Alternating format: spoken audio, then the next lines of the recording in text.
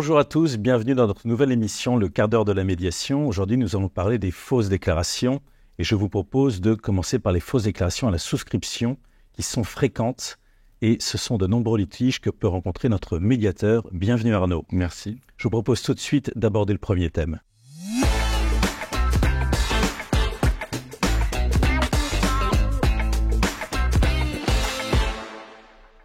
Arnaud, peut-être peut-on commencer par l'article 1104 du Code civil. Les contrats doivent être négociés, formés et exécutés de bonne foi.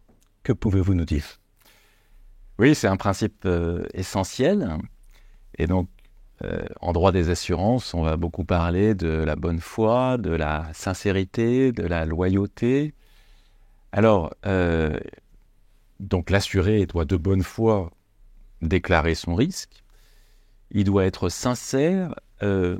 C'est ce que demande l'article 113-2 du Code des assurances qui apparaît à l'écran et qui dispose que l'assuré est obligé de répondre exactement aux questions posées par l'assureur, notamment dans le formulaire de déclaration du risque par lequel l'assureur l'interroge lors de la conclusion du contrat. Donc, le Code des assurances demande de la sincérité à l'assuré pour que l'assureur puisse correctement apprécier le risque et décider s'il veut ou non le prendre et à quel tarif. Mais encore faut-il que les questions ne prêtent pas à discussion. Tout à fait, tout à fait. Alors là-dessus, on a à la fois le Code des assurances qui dit que les questions doivent être claires. On a un article 112-3 du Code des assurances qui réfute l'inexactitude de la déclaration lorsque le questionnaire initial est imprécis. Et on a une jurisprudence de la Cour de cassation qui dit que la sincérité et l'exactitude des déclarations doivent s'apprécier en fonction des questions posées. Donc vraiment, voilà, c'est en fonction de la question posée qu'on peut apprécier s'il a été sincère ou pas. Alors je vous donne un exemple qu'on a vu à la médiation où l'assureur dit à l'assuré « Vous m'avez menti, vous aviez déclaré dans le questionnaire de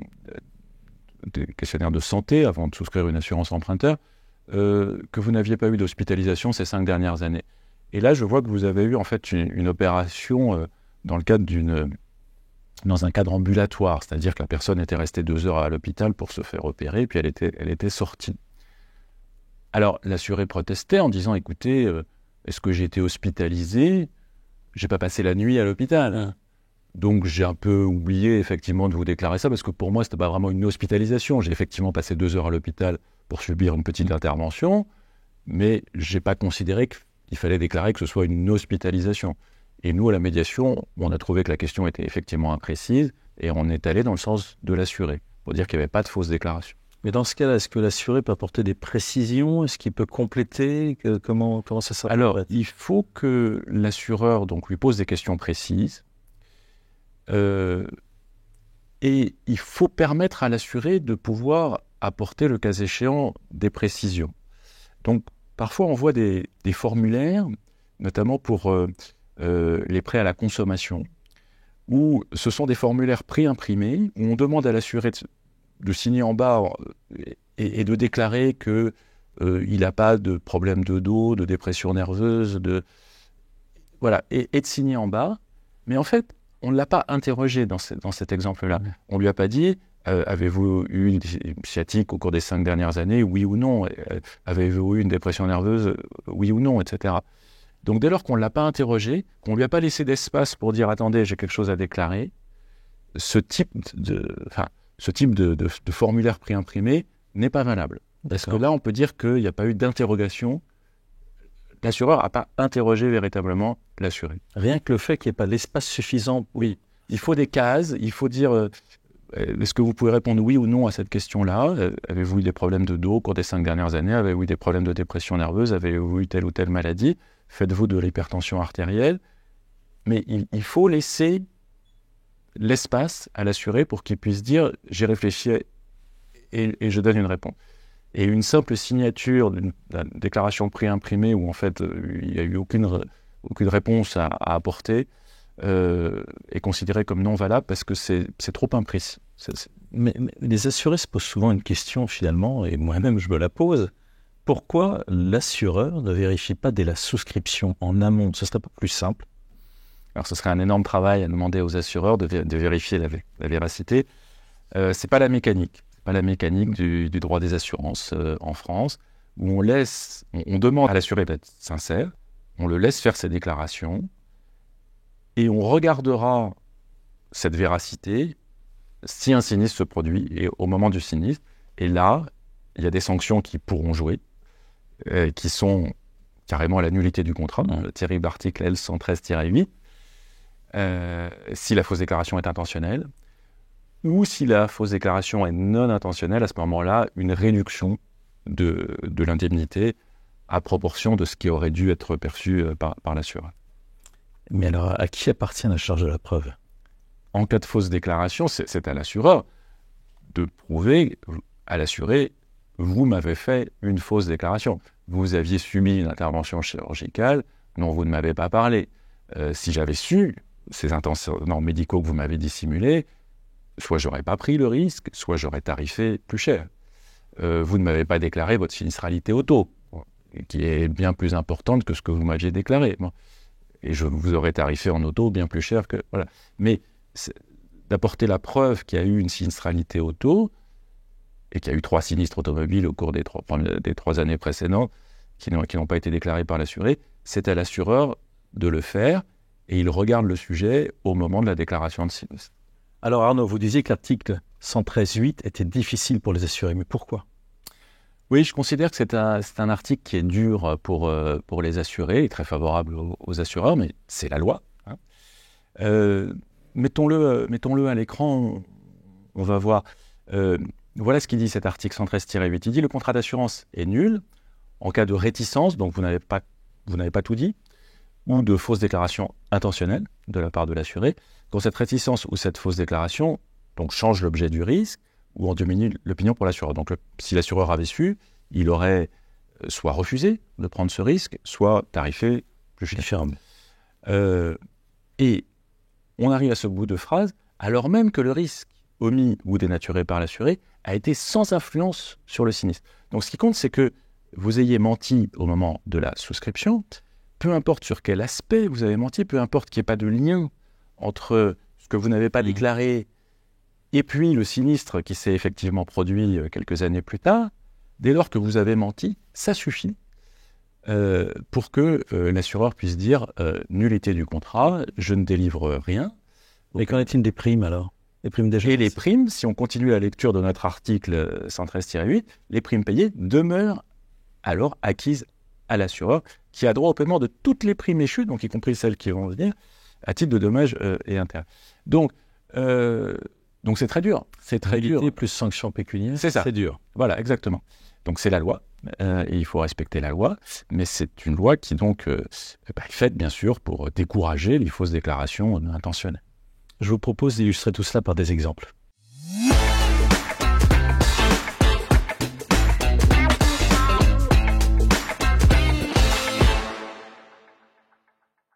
Arnaud, auriez-vous un exemple traité en médiation? Je vous propose de parler de l'assurance emprunteur.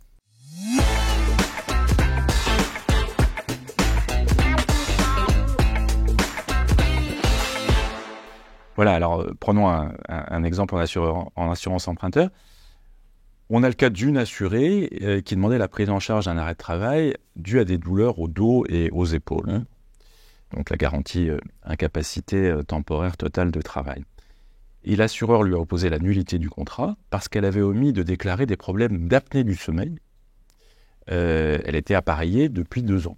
Donc effectivement, c'est quelque chose dans la déclaration du formulaire de santé, elle ne peut pas avoir oublié qu'elle a des problèmes d'apnée du sommeil puisqu'elle est appareillée quand même. Bon. Donc elle a effectivement omis de déclarer cet aspect. Mais a priori, ça n'a rien à voir avec ces problèmes de douleur de dos et aux épaules. Donc, mais l'absence de lien entre l'antécédent non déclaré et le sinistre est sans incidence, comme on l'a vu à la lecture de l'article 113-8. Et puis, il y a une jurisprudence constante des tribunaux, de la Cour de cassation, qui rappelle que la sanction est encourue, même en cas d'absence d'incidence de la fausse déclaration sur le sinistre proprement dit. Donc, dans cet exemple, nous avons confirmé la position de l'assureur. Il avait le droit de déclarer la nullité. Et dehors de nombreux cas, non, la médiation, parce que c'est vrai qu'on a du mal à le comprendre.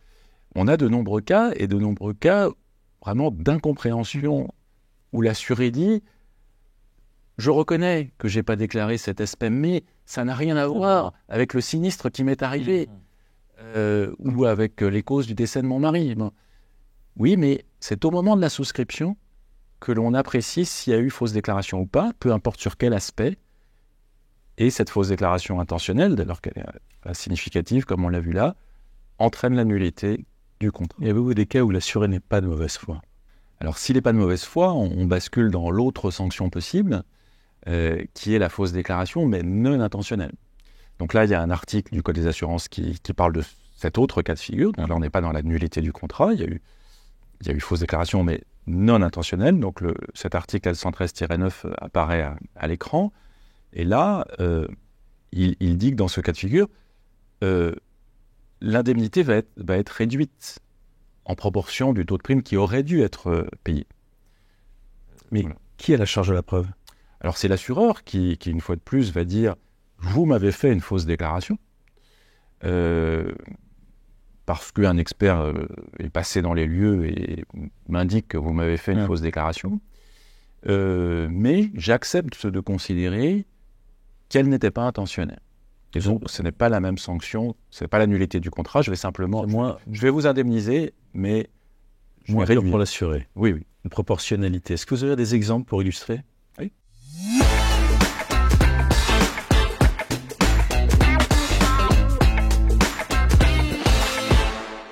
Arnaud, un exemple en MRH peut-être? Oui, c'est un exemple typique. Au moment de la déclaration du risque, l'assureur vous interroge en disant « Décrivez-moi votre habitation. Combien il y a de mètres carrés? Combien il y a de pièces ?» Bon. Alors, supposons que vous y déclarez 5 pièces. Bon. Normalement, l'assureur doit vous aider. Bon, il peut que... Voilà, faut-il compter le sous-sol? Faut-il compter les salles de bain? Exactement. Pas évident. Alors, mettons 5 pièces a été déclaré, il y a un dégât des eaux, un expert vient sur place. L'expert, il dit, j'ai regardé cette habitation, il y a 6 pièces en fait, il n'y en a pas 5. Donc l'assureur va dire, bah, vous m'avez menti, moi j'ai fait une fausse déclaration. Si j'avais su qu'il y avait 6 pièces, je vous aurais tarifé un peu plus cher. Donc au moment de vous indemniser du dégât des eaux, eh bien je vais légèrement réduire l'indemnisation que je vous dois, je vais vous indemniser de 5/6, puisque j'aurais dû percevoir une cotisation un petit peu plus élevée. Donc au moment de l'indemnisation, je réduis proportionnellement l'indemnité que je vous verse. Merci pour cette précision. Je vous propose de passer à la séquence suivante.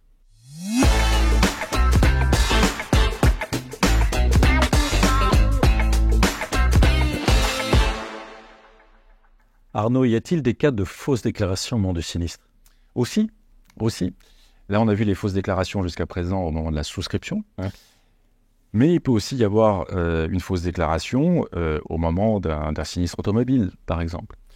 Alors là, on n'est pas dans le cas de la nullité du contrat, on est dans le cas de la déchéance de garantie, c'est-à-dire que l'assureur va dire « je n'indemnise pas pour cet événement », donc j'annule pas le contrat, mais pour cet événement que vous m'avez déclaré, je n'indemniserai pas parce que je considère que vous m'avez menti sur ce qui s'est passé. Vous auriez des exemples pour qu'on comprenne mieux? Alors typiquement, on a des exemples en assurance auto. Je vous donne un exemple qu'on a vu à la médiation, où l'assuré, madame, déclare avoir retrouvé son véhicule accidenté à l'avant, alors qu'il était garé sur un parking. Donc elle dit, voilà, j'ai retrouvé la voiture comme ça. Alors un expert est envoyé, et l'expert il dit non, là, vu les traces que je vois sur la voiture, c'est pas possible que ça se soit passé comme ça, vous avez eu un accident en roulant. Alors, dans ce cas-là, l'assuré a admis en disant oui, je sortais de chez le médecin et effectivement, j'ai heurté une barrière bon, je voulais pas l'avouer à la maison à mon mari et j'ai dit que je l'avais retrouvé comme ça, accidenté. Donc il y avait bel et bien fausse déclaration parce qu'elle convenait du fait que elle avait fait une fausse déclaration et donc l'assureur avait dit déchéance de garantie. Et puis, bon, dans cet exemple-là, ça se termine bien, donc c'est pour ça que je vous l'ai choisi, où l'assureur a accepté de dire, bon, ok, vu les circonstances que vous expliquez qui font que vous avez fait une fausse déclaration, j'accepte de prendre en charge la moitié des une approche humaine. Merci pour ce bel exemple. Peut-être un deuxième exemple en assurance habitation, Arnaud? Alors, en assurance habitation, également un exemple assez fréquent, puisque le choc en assurance auto, c'est quelque chose qu'on voit souvent. En assurance habitation, au moment d'un cambriolage, c'est les assurés qui veulent un peu gonfler le montant des biens volés. Et ça, vraiment, évidemment qu'il ne faut pas le faire, parce que l'assureur va s'apercevoir qu'il s'agit d'une fausse facture, va s'apercevoir qu'il s'agit d'un faux ticket de caisse. Donc ça, c'est quelque chose que l'on voit souvent, où l'assureur peut justifier certains montants, parce qu'il a gardé les factures, et puis, d'autres biens, à tort ou à raison, il produit de fausses factures. Et là, bien sûr, là, l'assureur peut dire je prononce la déchéance de garantie, c'est-à-dire que je n'indemniserai rien. C'est-à-dire, même s'il y a 3 000 € qui sont justifiés et puis 600 € de fausses factures, l'assureur peut dire je ne paierai rien parce que vous m'avez menti. Donc, il faut faire vraiment très attention à ça. Il ne faut pas essayer de gonfler les choses. Il ne faut pas mentir sur la réalité des biens qui étaient présents dans la maison.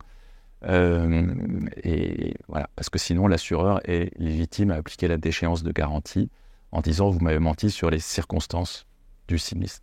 Merci pour toutes ces précisions, Arnaud. Je retiens en conclusion finalement que la bonne foi, la loyauté, la sincérité sont les piliers d'une bonne relation contractuelle entre les parties prenantes. Absolument. Merci beaucoup, à bientôt. À bientôt.